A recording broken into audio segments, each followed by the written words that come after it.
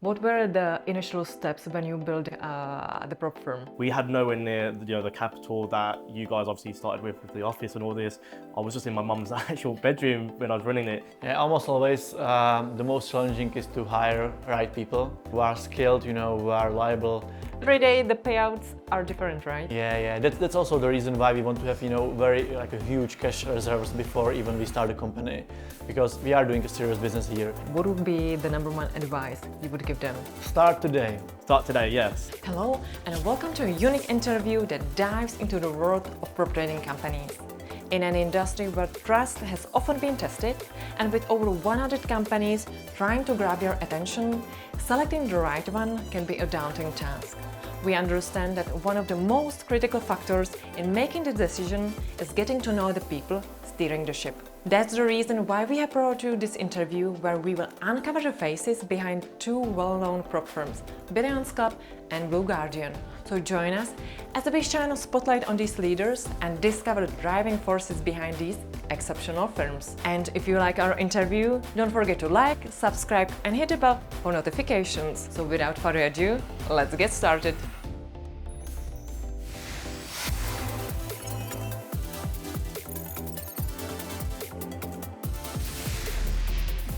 Hello guys, welcome to our studio. Hello, thank you. Jakub from Bainton Club and Sean from Blue Guardian. So for the beginning, can you tell us a little bit about yourself, Sean? Yeah, my name is Sean. I was born in Birmingham in the UK. I basically lived there my entire life. I'm actually planning to move to Dubai in the next couple months. So I got into trading when I was about 15 years old, and I was just obsessed with it, learning more and more, buying more courses, getting a bit more knowledge on it. And eventually when I had some capital and some cash flow, I decided with my partner to launch a prop firm. Mm-hmm. Why everyone wants to move to Dubai? I feel like every single trader wants to live in Dubai. Why? I mean, obviously there's so many benefits of Dubai. The weather is beautiful, the beaches are beautiful. I think one of the main ones for me is it's so good for business. The connections you get out there, you can go to the gym and you can find another like-minded business owner and you can network and communicate with them. Also, the tax there is very good compared to the UK. And I think it's been a hot topic at the moment for prop firms because of regulations like that. People tend to think it's better to go with a company outside of the US regulatory bodies like the UAE. So I feel like a lot of people are thinking that the UAE is a better option for a prop firm. What about you, Jakub? Tell us a little bit about yours. Yeah, so I'm basically tech entrepreneur. I started when I was 15, so it's 15 years ago actually. I built many tech companies during my career. The last one, the biggest one, was a digital agency, which I sold last year. Then I start more like day trading options, was what was led me to the starting the prop firm. Where I want to combine my tech experience with my trading experience and skills and put it together into some great product and some great prop firm. So yeah, that's basically my background. Mm-mm-mm. What is your age? Can you share with us? So I'm actually only 20 years old, and a lot of people tend to think I'm a lot older than that, maybe with the beard. But yeah, a lot of people think I'm a lot more mature for my age, and I feel like I got into the industry quite young. I actually started my prop firm when I was 18 years old, and I believe I am the youngest prop firm owner in the world, which is pretty cool. Right. So tell me, what inspired you to set up a prop firm, Jakub? Yeah, I saw the last year in the December when I start talking and thinking about starting a prop firm, I saw that most of the firms which were entering the market was like a garage firms run by 2 or 3 people. Oftentimes terrible website, terrible design, nothing like a special, because I was used to really perfect companies from the tech scene, from the Silicon Valley, where basically because my career was in the tech and in the companies which were much more professional. They have a perfect design, perfect branding, perfect marketing, the A players in the team, so much capital invested in the companies. And then when I saw the prop firms, like really oftentimes like amateurs running the companies, I know that there is a huge potential for me to start a new company which will be led professionally, which will be built like bigger from the beginning. So that's also the reason why we really invested a lot into our company from the beginning. We built a huge studio, a lot of educational content. We built a nice workspace for our employees, and also I employ the best talents from my network from the previous companies.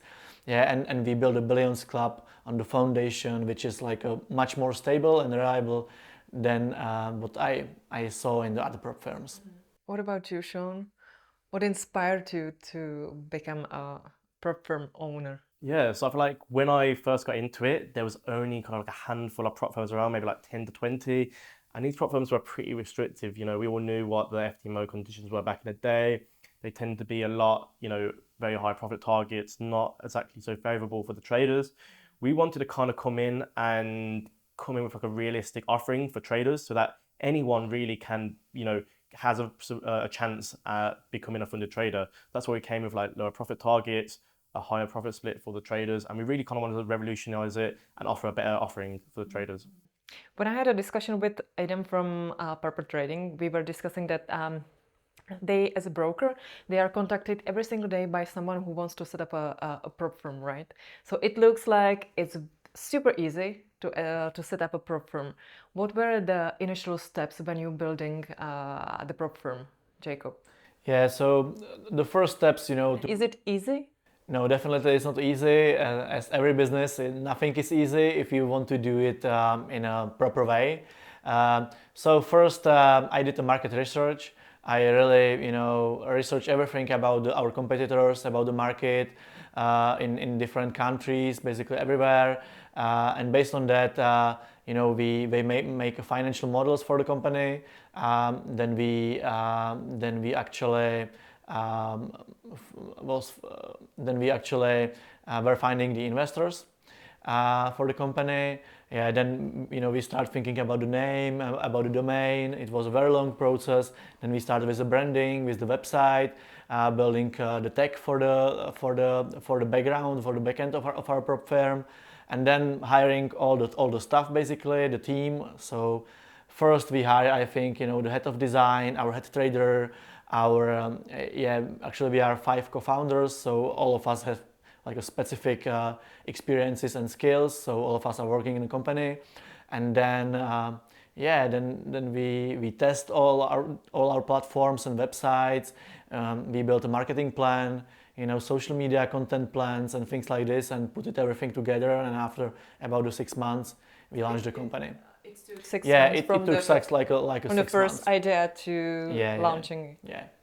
What about Blue Guardian? Blue Guardian is very different because we entered at a completely different time where it was, I was going to say, that a lot easier to enter into the industry.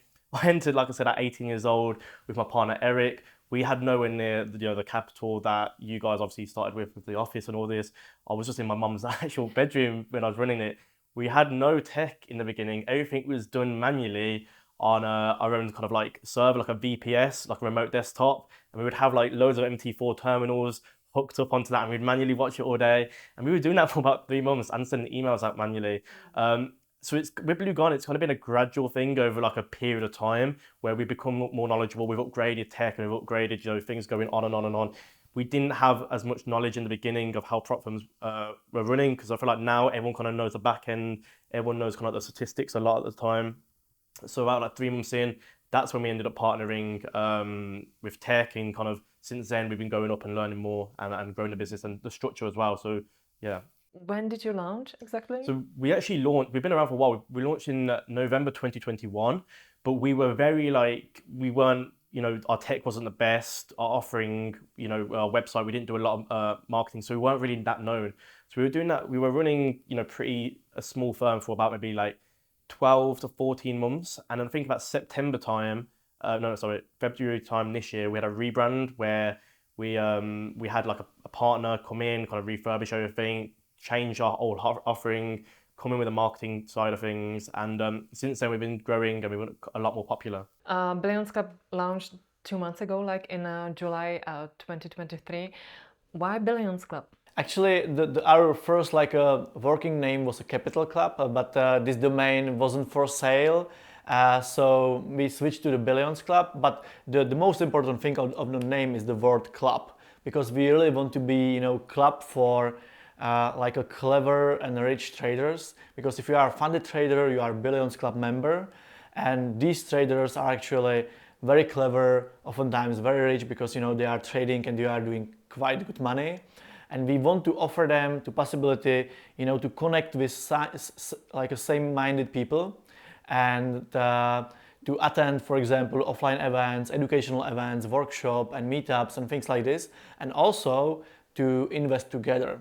That's actually our like a future plan. We want to offer special opportunities for our Billions Club members to be able to invest early into, for example, real estate projects and things like this for better rates, better prices, only for these Billions Club members. Why Blue Guardian?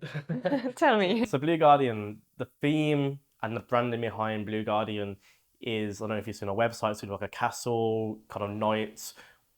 We want to help the trader guard the capital as much as possible and not fail your account. That's why we offer some features like a Guardian Protector, if you guys know what that is. It's like a equity stop loss. So like I said, like the whole theme of that is being a guardian, helping protect the capital. Blue, I was kind of looking for colours to add to the front of it, and every domain was kind of taken up until blue, so a similar kind of thing. So we went with Blue Guardian. It's also one of my favourite colours. So yeah. You mentioned that in February you did like rebranding. Why? Yeah, so we were called actually Blue Guardian Capital before, and then we kind of wanted to just come in and just be completely new. Obviously, we didn't change the name. We removed the capital. The whole branding, the website was changed. Yeah, we kind of just wanted to have like a new, fresh look because, like I said, the company was pretty stagnated for a long time, and we wanted to really shake the market, if that makes sense. And I felt like the only way we could have done that is coming with like new offering, new look, almost like a brand new firm. A lot of people actually thought we were a brand new firm and only thought we've been around for a few months, but we've actually been around for quite a while. When you are about to start a company, you have some expectations, and then the reality is slightly different. What about you when you started building your companies? What were the biggest challenges that you have to face? Go first. Yeah, almost always the most challenging is to hire right people who are skilled, who are reliable, and who they really want to work in a startup. Because in a startup, it's completely different than to work, in our 9-to-5 job in some corporate. We all here basically needs to work almost every day, during the weekends, during the nights, because the global company as a Billions Club, which is running online, it has customers who are buying from us 24/7. So we need to support them. Also, our customer support is working 24/7. So the most challenging for us is definitely still to find good people. And yeah, I think that there is definitely many more things, but all the foundation and all the companies are built by the people. So this is the most challenging thing. Yeah, I mean, like I said, I think getting the right people behind the team is super important. I think it is hard to find people that are willing to work hard on a business, especially a business like what we do, trading. A lot of people don't want to associate themselves with it sometimes. So it is hard to find the right people. At Blue Guardian, we tend to really target our employees that are already traders, so it's a lot easier to kind of know about it. Other kind of like issues that we've had starting up. I think in the beginning you tend to have a lot more issues setting the foundations. Like I said, getting the companies that want to partner with you, getting the tech provider that's going to work. You can have tech issues that go on and need to be fixed ASAP because you've got customers that want to purchase 24/7. So it's just making sure that the foundations are set very early on. Mm-hmm. You mentioned hiring people. So if there is someone watching us who would love to work in a prop firm, do you have any positions open? Yeah, we are hiring for example, for a marketing position, for social media creators. We are hiring for our customer support teams. So yeah, definitely we have many open positions, and if there is someone behind the screen who is interested in working in our company, definitely send us a message everywhere, and we are happy to respond to everyone, especially if you are one of these people which are mentioned. I mean, I feel like with us especially, we get hundreds of emails and messages daily, trying to, become a support agent or something like that. And it's really hard to differentiate everyone and choose who we want to choose. we tend to really now only pick workers who show some interest in our company via like our communities, who are like commenting on YouTube videos, active in our Discord, for example, and they're really our go-to. So yeah, like if you are interested in working with Blue Guardian, like I said, I recommend being active in our communities and pushing, our branding and our vision in there, and yeah, reach out to our staff members. And if we think you're a good fit, then I'm sure we could have a place for you here. Can you describe your team members, the staff that you have, Jakub? Yeah, I'm not sure if to mention everyone because I do not want to forget anyone. Actually, right now we have more than 35 employees, like full-time employees. In-house or remote? Yeah, we have all of our employees are in-house in the office, 35 of them.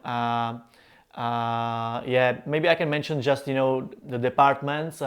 So me as a CEO, we have we are five co-founders. So every of our co-founder has skills in different things. So they are managing different things. We have a head of design, which is very important. Basically, all our branding and stuff like this is managed by him. Then we have a customer support lead. We have a head of marketing. Under the head of marketing, there is many content creators, social media managers, and like a performance managers for paid ads and email marketing. Then we have the whole our video content creation team, which is behind all these interviews and the studios. So yeah, there is so many people actually. Then we have the whole a dealing team, and there is 4 or 5 people who are basically checking all our traders, monitoring all the trades during the day, managing our risk, and also doing abuser checks and basically all the checking for the traders before getting funded. Yeah, then we have a risk management team. They are basically managing our own risk with our own capital. There are developers, like software developers. They are doing a tech behind the company. Yeah, I hope I didn't forget someone. And we have HR for hiring new people. What about Blue Guardian stuff? So Blue Guardian, we kind of outsource a lot of our stuff, even marketing, we use a marketing agency. All of our employees tend to work remotely. There's some obviously that the higher ups like CEO and our CFO, they're close friends of mine and they also work in the UK with me. So underneath me is Eric, he's my CEO, and he basically is in charge of operations. He oversees the day-to-day kind of activity, and he runs 3 support agent teams underneath him. And then there's the leaders of the top of those 3 teams, and they cover different sessions. For example, the US session, the Asian session, and the US session. There's also then my CFO. He's in charge of running the dealings team, similar to you, sending out payouts, in charge of anything to do with orders. We have then a content creation team. So it's we have a content creator, Ethan, shout out to him. And then we have a few guys that are in charge of coming up with emails, blogs, Instagram graphics, for example. And yeah, that's basically our structure. It's about maybe around 20 people at the moment. And then we also outsource some stuff. For example, I know you guys do your marketing in-house. We have we outsource it to a marketing agency. Same with an email marketing agency. So yeah, we tend to be quite remote and on the move a lot. Jakub mentioned that there are 5 co-founders of Billions Club.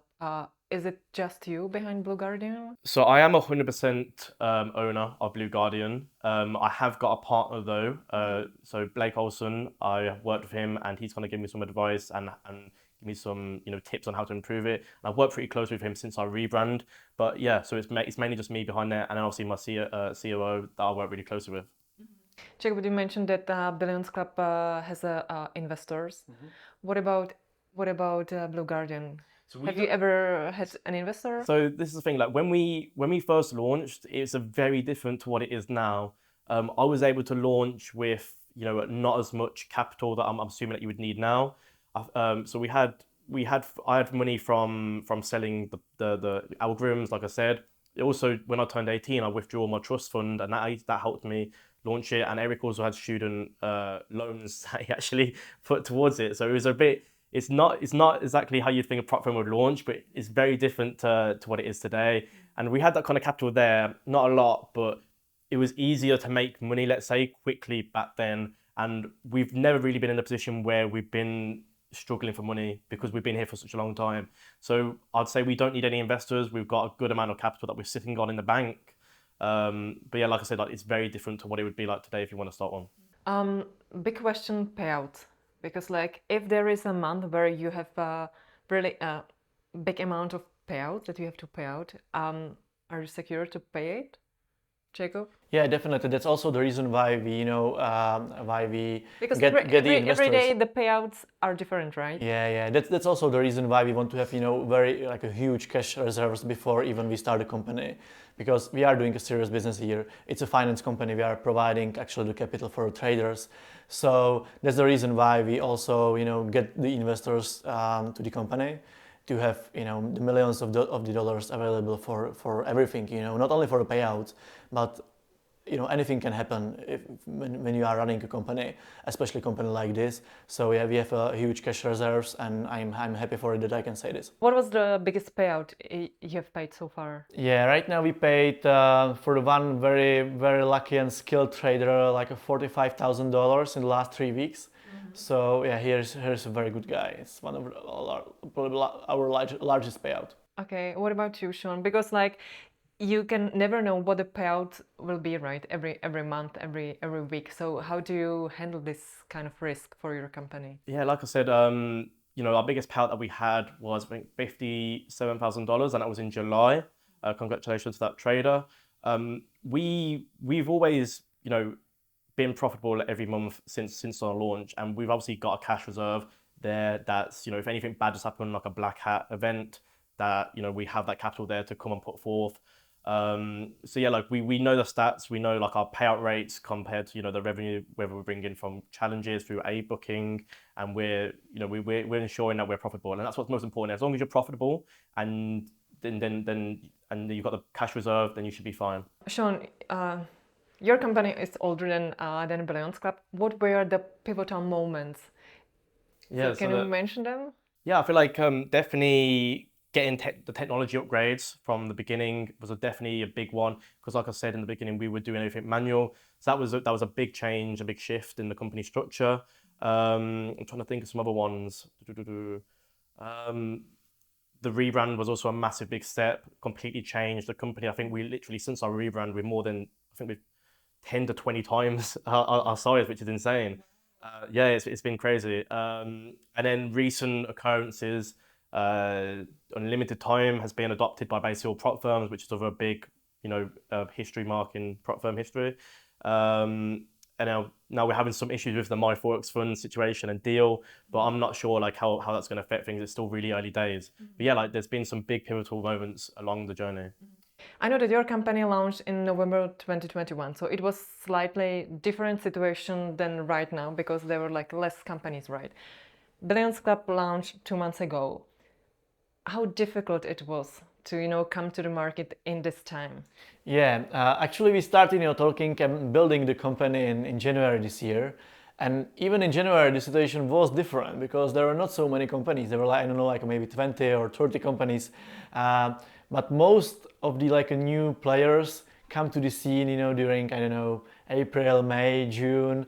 So like a similar as us. So we jump into the market together with a lot of competitors. And yeah, it's definitely hard, it's competitive, but I think that our advantage is that we really take this business seriously. We want to be here for long term. We want to build our own tech. We want to invest into the company, build different products, have different and many revenue streams actually, not only selling the challenges and be just a prop firm providing capital for traders. So we want to be a different. We have skills and experience and money for it. So that's our like a differentiator. And I hope that people will saw it, because there is so many companies, like a garage companies run by 2 people, as I already mentioned. So I hope people see this and they will have a reason to choose us. I know that some companies, they banned, let's say, Vietnam or Pakistan or some other countries because the level of cheaters is quite high. So what about you? How do you protect your company from these cheaters? Yeah, well, definitely. So we have a risk team in place that go and monitor everyone that is on the challenge, becomes funded, and obviously makes money on the funded account. We have kind of a checklist in place that like looks just to see if anything looks suspicious. We also have a pretty strong KYC process, meaning we want to know who the trader is. We don't want any like fraud going on. Making sure that everyone is safe, and that is the best for the company as well and the community, because we are there to put the risk there so that the company can last long term. A prop firm that is not imposing risk correctly is at risk of going under. So it's most important that you go for a company that has the right risk team to make sure that the stability and the structure is there so they can be sustainable. Jakub? Yeah, we have the similar structure. We have our risk management team, which is actually checking all the customers, all the traders who wants to get a funded account with us.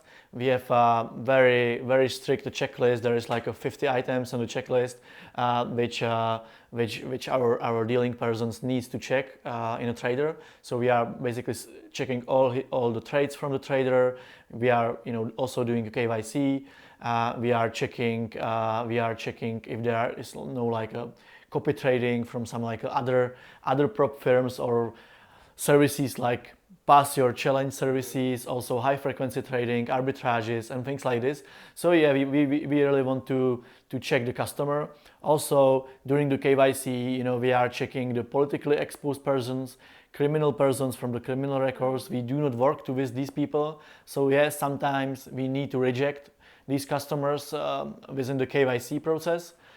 They are almost always angry, but I think that you can recognize the good prop firm based on these like signals that they are not accepting everyone, because in this like a forex market there is a lot of cheaters. People want to make quick money and they are doing everything for it. Also we recognize a lot of traders who use some like a technology hacks. They want to hack our platform, actually go into our database, and manipulate something. So yeah, we spot it early and we ban these people for the whole time. Yeah. And it's so important that you go with a company that is actually like putting this risk in there at this level, because I'm sure there's so many like entry level prop firms that don't even really bother looking at the risk, which is so bad because they're at like they could get big payouts from like cheaters.